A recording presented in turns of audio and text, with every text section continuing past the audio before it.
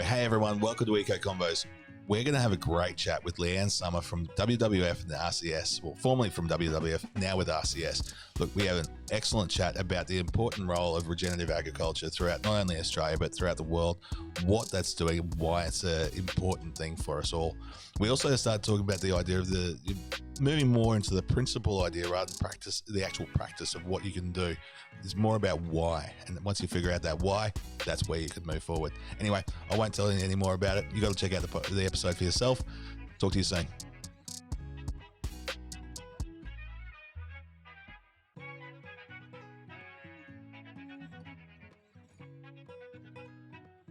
Hey everyone, and welcome to Eco Convos with Dan. I'm your host, Dan Vanderhoek, and we are here with Leanne Sommer. Now, Leanne, thank you for coming along. We've got you in today because when I first met you, you were working for the WWF beforehand, the World Wildlife Fund, and now you're actually working with RCS Australia. So, Leanne, first up, thank you for coming on. And, you're welcome. Look, I want to start talking to you about what got you into the space that you're in now, but we've got RCS Australia now. We had a bit of a look around for what that is. That's the Resource Consulting Services Australia. That's rather wordy. And what does it actually mean first? What do you do? Okay, so we'll start at now. Yep. Resource Consulting Services is probably one of Australia's, or actually globally, leading ag service provider for regenerative agriculture. So that's they do a lot of farmer support and training and mentoring for regenerative agriculture, both cropping and livestock production. They're based in Yeppoon in Queensland, so they're homegrown, and they've been operating for over 30 years now. The reason it's sort of by dint of accident or history that I've ended up working with RCS Australia, because my background is as a conservation planner or a conservation scientist. And I guess that's the connection back to WWF. Yeah. Yeah. So that was where you were when I met you. And so you were honestly one of the people who, for me, turned, had that term, no, I'm not a cattle farmer, I'm a grass farmer. So I remember, I would just always remember having that conversation. That one's really stuck with me. And we're having it come up more and more in conversations with people who are, now grass farmers and really see themselves that way. What is, in your opinion, what's the importance of that? And what's the importance of that distinction? Oh, I think it's about, it's a shift in thinking, I think, between, so moving away from being focused on the livestock and the productivity of the livestock, and focusing more on the ecosystem that supports that production, so that you're actually working with nature rather than just looking specifically at extracting the production from the land. And that's a key thing. And I think lots of regen farmers will now say that they're not grass farmers, they're soil farmers. Yeah. Yeah, because it really goes back to soil health and supporting the ecosystem at the very base level. Well, that's that real progression there, isn't it? That idea of, if you have good soil, you'll have good grass. If you have good grass, you'll have fat stock. It's all going to working together. Yeah, exactly, and with more less inputs as well. So that means more efficient production as well. Yeah. Okay, so Leanne, you got in as a conservationist. Now, you were with WWF for quite some time, weren't you? 3 years. 3 years. Okay. So not that long, but yeah. But so in your history prior to that, how have you progressed through? That's an interesting question. I don't know how to answer that really. I've done a lot of things that I've, looking back on my life, career, I suppose I've had some amazing experiences. But I think one of the things that characterises all the different work opportunities that I've, taken advantage of is that connection between the environment and people. And I think that goes back to my upbringing. Okay. On an Aboriginal mission back in the 1960s on Cape York. It was called Mitchell River Mission. It's now called Kawanyama. Yeah. And I had the privilege of being associated with the Kunjun Aboriginal group there because of my parents and their work. I guess we would go gathering and hunting on a daily basis, and I learnt about the plants and the animals and all that, what they call ethnobiology. So, how to feed yourself from the bush. That would have been fantastic. Blows my mind. But what an experience as a child growing up. Yeah, it was pretty different, and in some ways I wish I could remember more because it was all I knew as a child. So it wasn't until I sort of came back to, mainstream society that I realised just how spectacular that experience was. Yeah. So yeah, it's interesting, and I've been back many times since then. But I think that was an important thing. I've always had an interest in botany, and so I trained at university in botany. Yeah. But it was that connection back to people, that environment and people connection. And that's sort of been one of the themes, I guess, of my career, even working for the Great Barrier Reef Marine Park Authority or national parks or even defence and looking after their spectacular training areas. It's all been about that sort of managing the interaction between people and their environment. Yeah. So then came the purchase of 100 acres at Mullaney. Right. And we had these naive ideas that we would revegetate this 100 acres, right? And it would form and is starting to now form a fairly important connection from Cairncross down to the coast. So, yeah, good intentions, but 100 acres is a lot to replant by hand without any assistance. And we realised that we needed to put some cattle on the property just to maintain and prevent it from growing so much blackberry and lantana. Yeah. And that's how I got into cattle firstly. So the whole agriculture journey is a much more recent thing for me and was, by accident, I call it.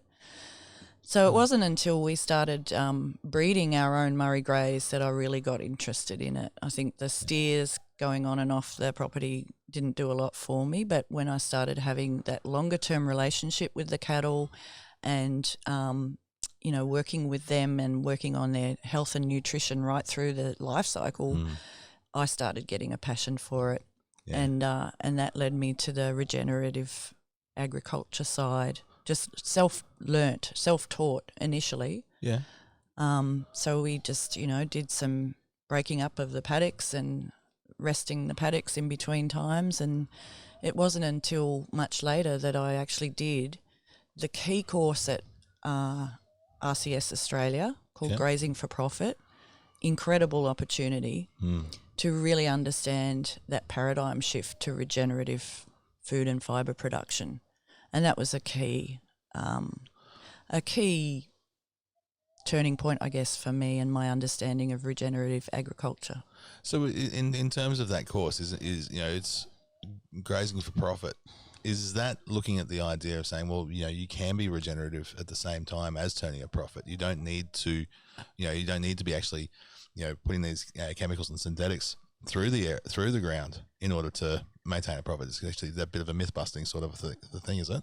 Yeah, I think the amazing thing about the course is that it looks at every aspect of your operation. So it looks at first and foremost the people, and then it looks at your business, your land, and your animals. So those are the 4 key areas of work. Yeah. The profit angle comes from it makes a lot of sense. It's not just about, let's be regenerative. It's really about managing your overheads and your direct costs so that you're actually turning a better profit. And by managing those overheads and direct costs, you're actually relying on, or you're matching your carrying capacity to your stocking rate in the first instance. So you're not overstocking and you're not paying huge amounts in bringing in additional feed just to substitute for what's not on your paddocks. Yeah. And that it teaches you to manage those overhead costs and to bring down the direct costs. So, you know, by the time you finish a grazing for profit school, you can talk the language of a boardroom. Yeah. But then they also look at the people and keeping people motivated, and a big part of that is actually having a life plan so that you know where your business fits in terms of your life goals, and that's pretty important. And I think particularly in mainstream ag, there are big issues around succession planning from one generation to the next. That can be a very tough thing to do, and it's one of the things that RCS can support producers with. But then there's the environment, and that's the stuff that I really enjoyed, because it starts from the basics about soil health, and managing the ecology. And I think the main aspect of regenerative production is around increasing biodiversity and matching your production to what your land can carry. Yeah.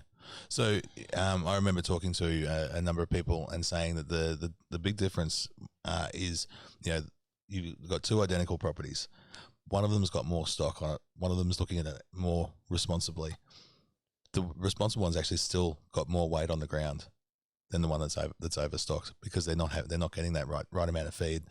They'll get stock will get fattened up before it goes off, rather than actually being, you know, fat and happy on the ground on the property already to start with. Yeah, I mean, it is possible for regenerative properties to be more productive in terms of cattle numbers or livestock numbers than their conventional neighbours. But I think more importantly, they know how to manage their business better. Yeah. Because they do look at those direct costs and those overheads, and they're really managing that side of things. Yeah. And like you said, that's something that RCS can help with as well. And so you guys constantly running those courses all the time? Yeah. So there's a few things on offer. There's now some online courses, grazing clinics, Grazing for Profit, which is the sort of turnkey offering, is a 7-day course. Yeah. And there are 2.5-day grazing clinics, and there are farming for profit courses as well. So it's not just about livestock; it's about cropping regeneratively as well, which is quite a challenge to make that transition from conventional till cropping to regenerative cropping. And that's often a generational thing as well, because quite often those properties have been run like this for so long, and then the idea of, you know, someone coming along and saying, "Hey, I want to do this differently," can cause some issues within the family structure as well. We've certainly heard about that happening.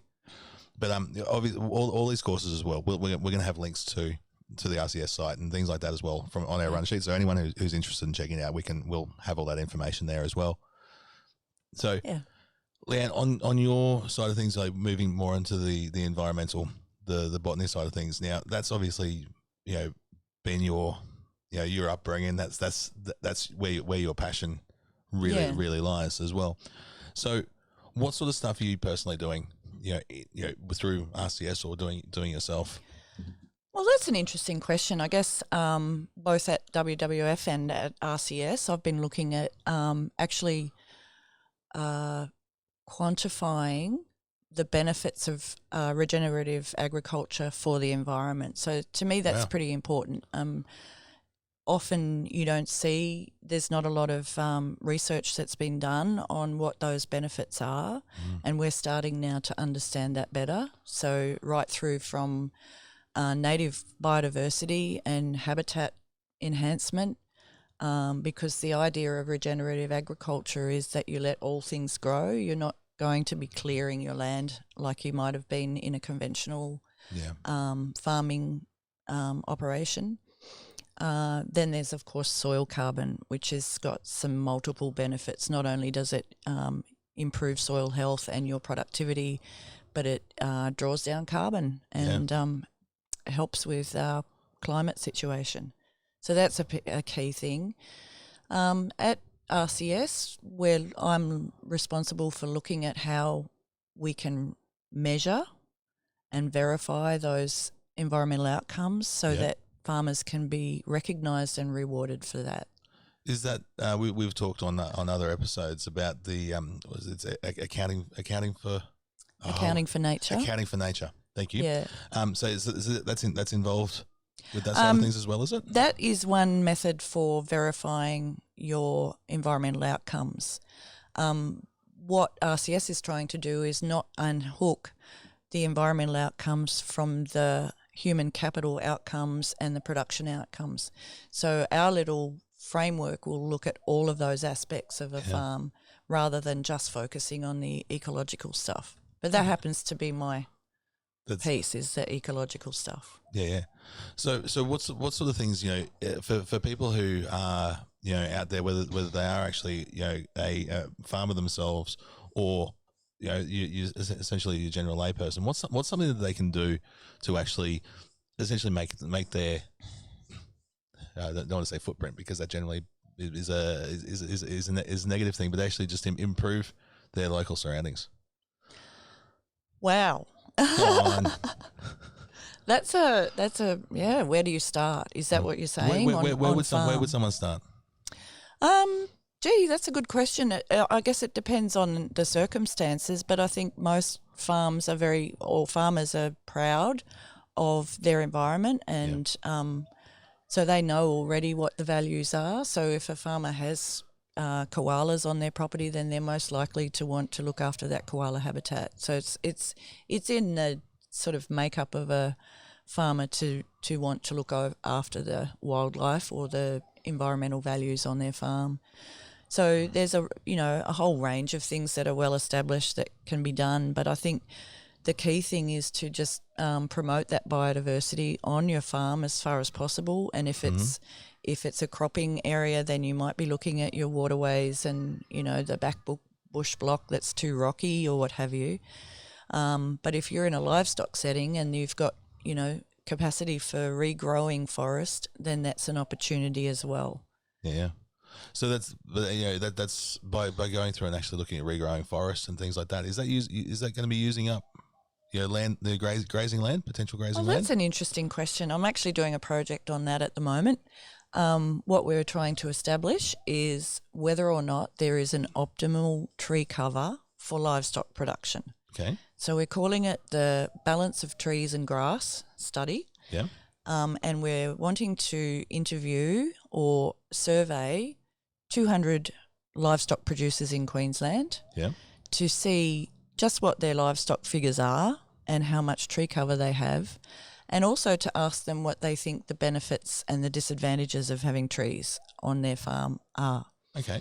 Are you looking for people to sign up and volunteer for that? Absolutely. It'll be going live next Tuesday. Okay, so by the time this podcast this airs, that'll be actually out there. So we're going to make sure that we've got got that information out there. So it was at least an opportunity for people to get in touch with you guys. Yeah, get that happening. So the idea behind the Trees and Grass Study is to support decision making, I guess, at a farm level by farmers about what levels of tree cover they can actually support without impacting on their production, and what the values are of having that tree cover, but also looking at other markets. So there are increasingly more market opportunities for recognising biodiversity on farm. Yeah. There's carbon farming markets looking at trees, regenerating trees or native vegetation on farm. And we're working on further markets. There's also commodity markets so that, you can potentially brand your beef or your livestock as being nature positive, for example. Wow. So there's lots of good reasons for having a good look at that issue of trees and what we call trees and grass balance. I'm pretty keen, and so are a lot of producers keen to see what comes of this little study. Yeah, it's also attracted the interest of Meat and Livestock Australia, and it actually is being supported by the Queensland government through the Land Restoration Fund. Brilliant. Yeah, no, that's really exciting. So obviously, if you're out there, you're listening, make sure you sign up for this, because I think that's it's going to be going through and really increasing the positive impact that you can be having. The other thing is too is when the benefits of actually having trees through your property is not just sequestering carbon, but the idea of having, was it nature positive meat, is that's an interesting one, because there's that the strong myth that's been going around, that was going around really attacking the beef producers and saying how that it's actually the cows themselves that are our biggest carbon producers. Our biggest issues with climate change has actually been the cattle. There's a few issues around beef in particular. Yep. In terms of climate in specifically. One is that cows emit methane. Yep. Mostly from the front end, but also in their poo. But also in Australia in particular, there's been a beef production has been associated with land clearing, and land clearing has its own carbon emissions. You're actually killing off your carbon stocks. That's less the case these days, but it's still part of that sort of image or profile that beef has, and why people have been, making conscious decisions not to eat beef because of that environmental footprint. The good news is that beef production in Australia can be positive for both nature and for climate, and that's can only really be done through regenerative grazing. And that's where we're putting back. We're actually working with nature. We're regenerating what was there rather than extracting from what is there. Yeah. So what are the sort of things that the farmers can be doing, or some of them are doing, that's actually doing that? What are those processes? I think the big key thing is giving paddocks rest. Yeah. Once they've been grazed, giving them time to recover so that they continue in phase 2 growth, which is a key part of the life cycle of grass. And in coastal areas that can be as short as a 30-day rest period. In more western areas it can be up to 120 or 180 days. One of the beef producers that I work closely with in central Queensland has 85 paddocks. Each of them is around 100 hectares. Each is grazed for only a couple of days in each cycle. And I'd calculated that in a 10-year period, any one paddock would be grazed for only 44 days. Wow. And I think that's the key to the regeneration, is that you're getting that the nature is able to re-establish itself in the paddock without impacting on productivity, and he's getting good regrowth of forest and woodland on his property, which has the benefits of increased nutrient exchange, so that the grasses are actually getting the nutrition that the trees supply. He's getting that energy exchange through the system improved, and he's getting the benefits of shade, shelter, erosion control, salinity management, all of those things that are traditionally associated with tree cover. Yeah. So it's having that perfect balance, isn't it? And it's all about working out that balance to keep that equilibrium that nature's wanting the whole time, isn't it? Yeah, and I think it goes back to, the roots of this stuff goes back to Alan Savory and his work in South Africa, where he observed the migration of herd animals on the African plains, and realised that, they would come in large numbers and they would trample and eat everything down, but then they would move on. Yeah. And so we're really just emulating nature. There's a lot of talk about obviously what Alan Savory was doing over in South Africa as well, but there's talk about the bison making through the prairie lands in the US as well, and that's the big changes that we've had here is the fact that we haven't had that essentially that livestock here originally in Australia, and we've been doing a lot more European based farming for so long. Yeah, I think there's probably some truth in that. I also think that, in terms of, the environmental footprint of beef production, you look at the global situation, and I think my understanding is that the global herd is actually decreasing, not increasing. And if you take into consideration the fact that there are far less bison and wildebeest on the planet than they were, then we, in terms of the overall impact on climate, it's not as big as people would think. Yeah. In Australia, I think, it's termed a brittle environment. Australian environments are largely brittle, and that means that you have to... I was about to ask if you could explain what you mean by brittle. Brittle meaning that it's sensitive to impacts. So, you have to be extremely careful about your management of the land, particularly with livestock. And so that rest and recovery becomes extremely important. Yeah. Is rest and recovery, is that something that is ingrained through conventional farming as well? Is there a level of it that might not be where it would be regenerative wise, but it still has been being done beforehand? Yeah, I mean, rest and recovery is not something that's just done by regenerative producers, but on the whole, it's a fairly significant sign of somebody who's taking care of their land to start with. So let's go with that. Often people will do wet season spelling of their paddocks, and then there's of course just the mainstream conventional, which is continuous set stocking, so that the pasture never really does get a break. Yeah, and it's that constant. Yeah, and now you've got to irrigate this area, you've got to reseed an area and things like that, just to get new things coming up to give feed for for stock, or constantly feeding out as well. Yeah, that's the other thing. Yeah. Yeah. So, Leanne, going back to where we were talking a bit more about RCS, about and what you guys are doing. A lot of the things that you can see that RCS is interested in is the sort of people who you're working with. There's that level of the level of education, that level of consultating, and that level of help. So, is there a certain demographic of essentially farmers that you're looking at helping, or is it people starting up, or is it people who are, I'm probably not the best person to answer that question. My observation is that people come to RCS because they're willing to try and they're open to learning, and I think that's a key issue. I think it's around farmer values and farmer motivations that leads people to consult with RCS and look at new ways of doing their business. And I think some of those people have tried everything and then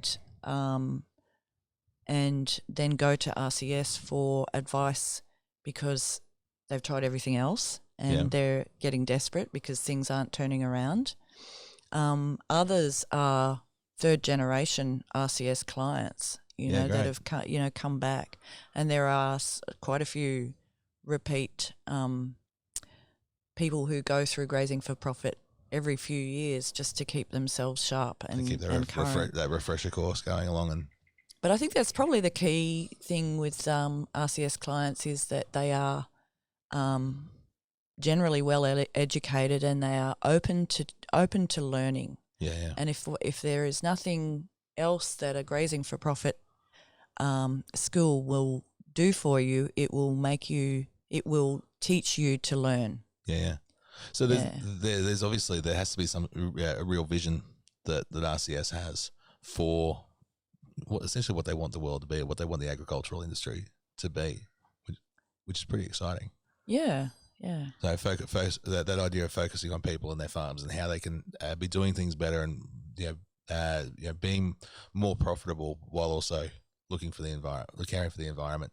Having that focus on looking at soils, looking at the idea of the soil farming, and being there for support. That's fantastic. Yeah. So in terms of looking at where's the future for RCS, where's things going? We're talking about doing the various studies and things like that, but what's coming up? Oh, gee. I've only been with RCS for 1 month, I should say that now. That's right. So it's been early days, but I have been working with RCS for the entire time that I was at WWF and very closely. There's a lot of stuff they work in conjunction together. Yeah, so perhaps before answering your question, I'll just go back to that because it might put it in context a little bit. When I started with WWF, there was a very strong partnership between RCS and WWF around sustainable agriculture, and the very big project that they were partnering on was called Project Pioneer, and we can there's a website for Project Pioneer, and what it did was support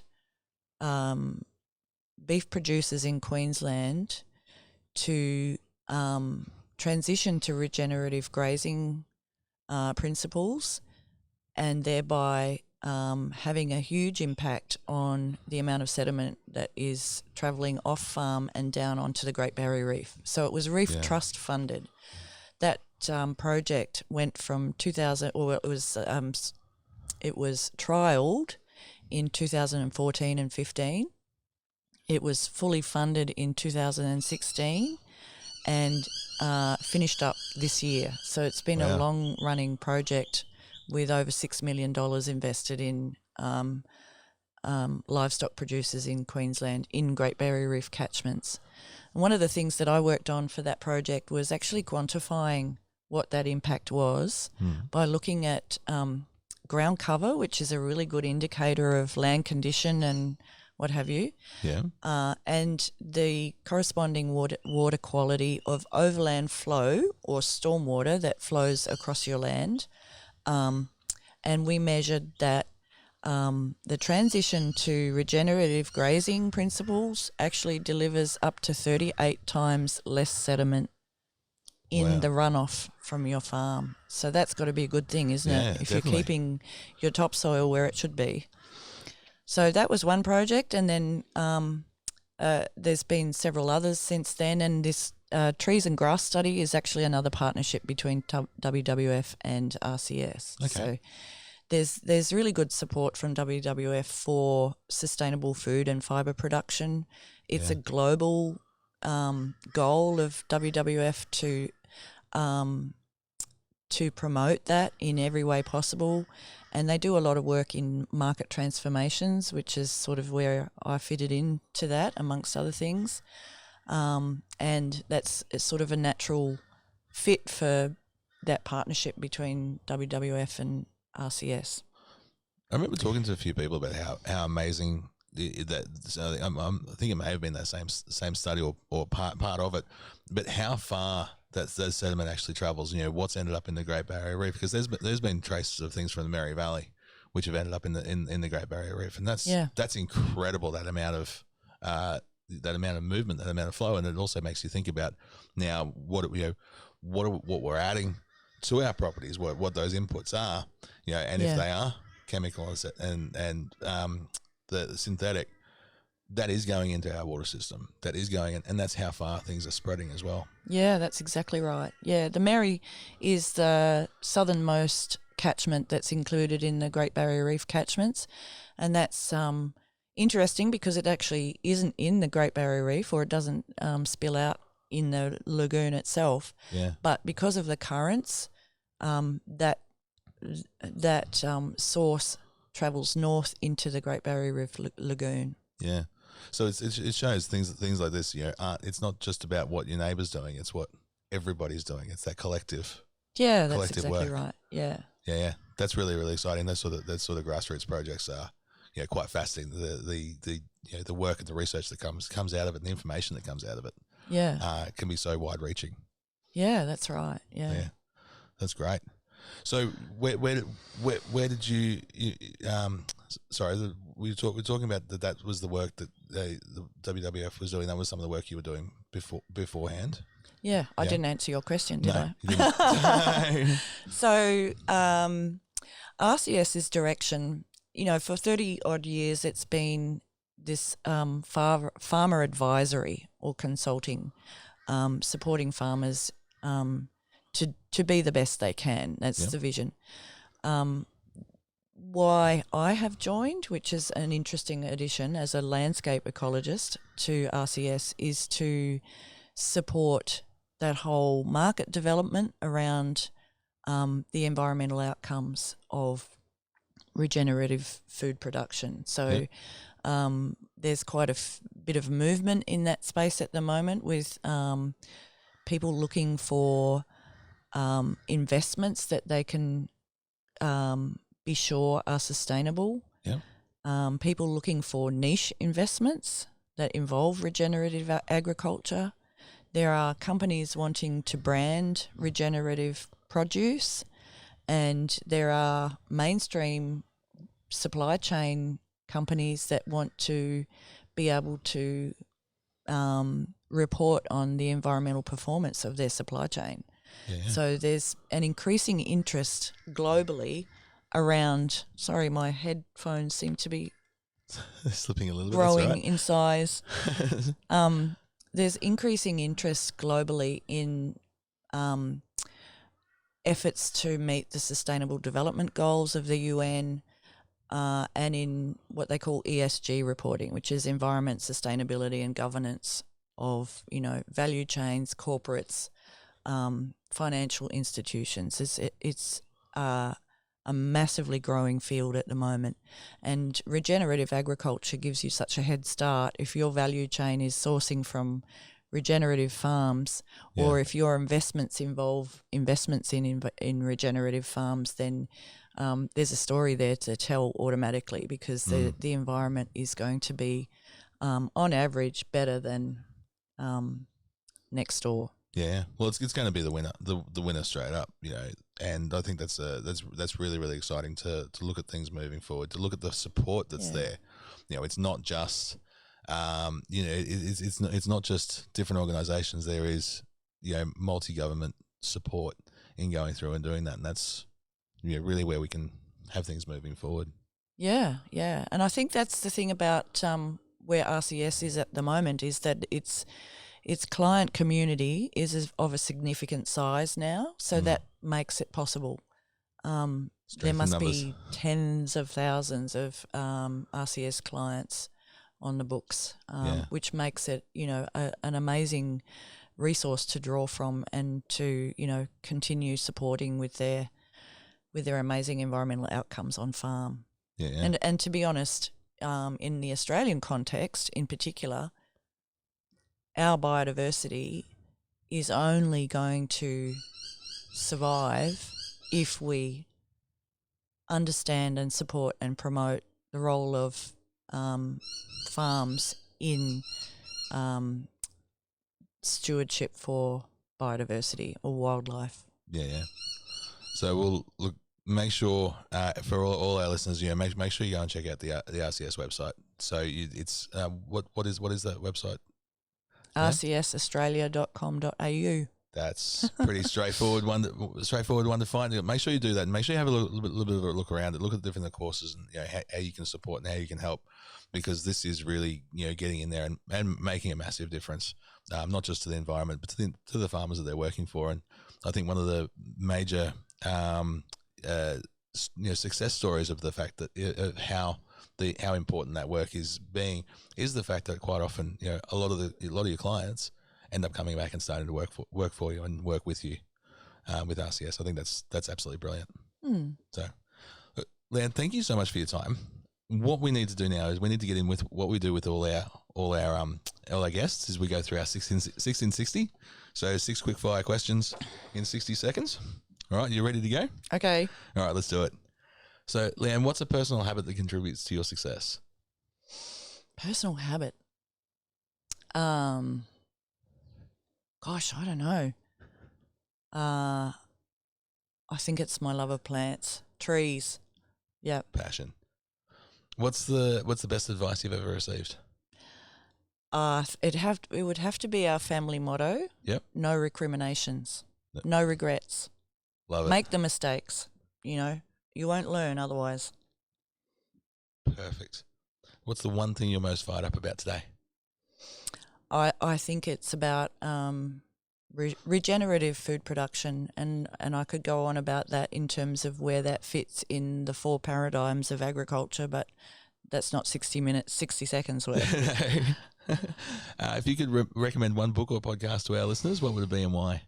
I think one of the staples would be Dirt to Soil by Gabe Brown. Yep, one for everyone to read. What personal goals are you hoping to achieve in the next 12 months? Personal goals, I think it would have to do with this place that you can see in the background. Yep. 7 acres of very large trees, but has been neglected somewhat and needs restoring. It's got a lot of weeds and invasive species that have taken over, so I'm looking forward to doing some restoration and regeneration of my own, even though there's no livestock here. And yeah, just continuing my journey in supporting regenerative ag and seeing, starting to measure and report on those ecological outcomes on farm. Brilliant. Okay, so the mystery question: what's the most spontaneous thing you've ever done? I think it would.